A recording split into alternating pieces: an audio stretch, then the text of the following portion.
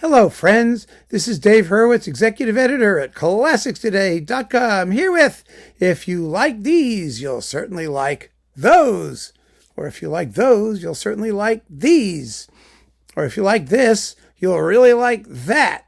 I don't know, whatever I called it. This is this wonderful little comparison game that I invented for my book here, Beethoven or Bust, which is no longer in print, but that doesn't matter because the comparison game is still available for me to talk about here. And in this particular case, the deal is we take two pieces written in relative proximity and compare them to two other pieces, usually, but not always, but usually written either much earlier or much later, to hear continuity of our classical traditions as we compare things that have similar styles. So that's the game.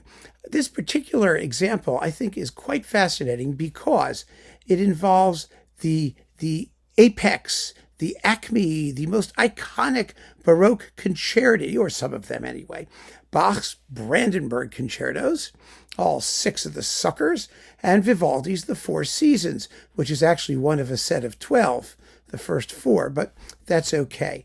It's part of a group, Vivaldi's Opus 8, subtitled the contest between invention and harmony or something like that, and it doesn't make any difference. It's the Four Seasons, four concertos, each one representing a season. So you have groups of concertos. These concertos each have multiple movements and feature different soloists. The Vivaldis are violin concertos. The soloist is always violin.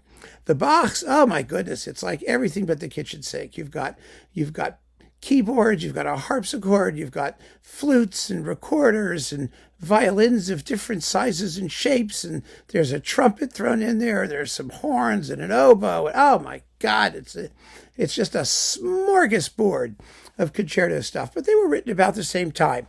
You can see the list down below. Let me see when they were written, because I have it written down right here.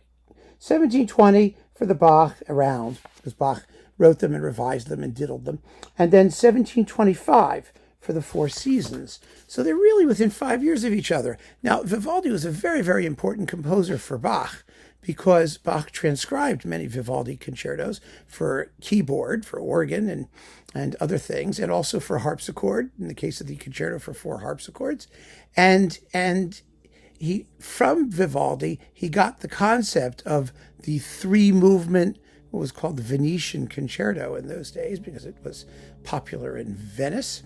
And that form, that three-movement concerto form, became the classical concerto of Mozart, Beethoven, and everybody since. Of course, there are concertos with more or less than three movements, but that was the basis for the form. So these pieces are very, very important in the history of music, and they're also just delightful and fun to listen to. Extremely enjoyable. Now, here's the catch. Each of these is paired with a later work, and both of them are by Stravinsky. The Stravinsky work that we pair with the Bach Brandenburg concertos is called Dumbarton Oaks, which was the name of the home of the rich lady who commissioned the work by Stravinsky. Bach's third Brandenburg concerto, which is actually only in two movements with sort of a connecting link thing in the middle, is the model for Dumbarton Oaks. And you can hear a lot of the Bach influences in that particular work by Stravinsky. Pulcinella is the comparison with the Four Seasons. Now, Pulcinella is not based on concerti at all. It's based on trio sonatas and other Baroque pieces by a Baroque composer named Domenico Gallo. Stravinsky thought that was Pergolesi, but nobody knew that Domenico Gallo was the real composer. And he used mostly Domenico Gallo and also bits of Pergolesi and other people in fashioning this delicious ballet with songs. It has vocal bits, and it's sunny and warm and charming and delicious. But the reason this comparison is so much fun is that not only do you get to compare Stravinsky's neoclassical phase, the range of one man's neoclassical phase, his emulation of earlier Baroque and classical antecedents. But here is the point. Baroque music, for people who are just starting out listening to classical music, all kind of sounds the same, doesn't it? It's all got chugga chugga chugga chugga chugga chugga chugga chugga chugga chugga chugga chugga chugga chugga chugga chugga, and there's a harpsichord clanging away underneath, and it can be very difficult to tell the difference between one Baroque piece or another. It's Baroque. I remember when I was in art history class. We had, Baroque things, and we were looking at this Baroque scene, and it had like knots of people, and they were groping up the wall of this unbelievably elaborate church, with all kinds of tchotchkes and stuff hanging over it. It looked like my grandmother's living room. And they're going up towards a gap in the clouds, which sort of represent heaven. And then these heavenly beings are up there, and they're like with pitchforks poking at people, trying to get them down.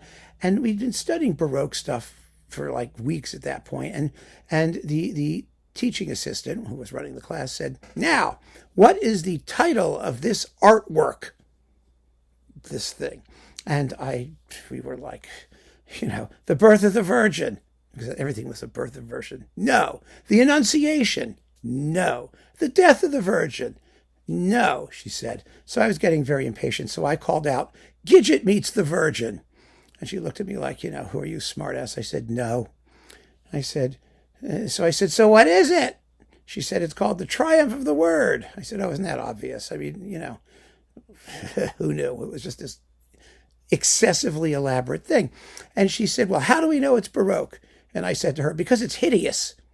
And that was the end of that conversation. So, all this Baroque stuff can look a little elaborately crusty and similar. But if you listen to the Stravinsky takeoffs, the whole wonderful thing about the Stravinsky takeoffs is that he exaggerates the salient features of each school.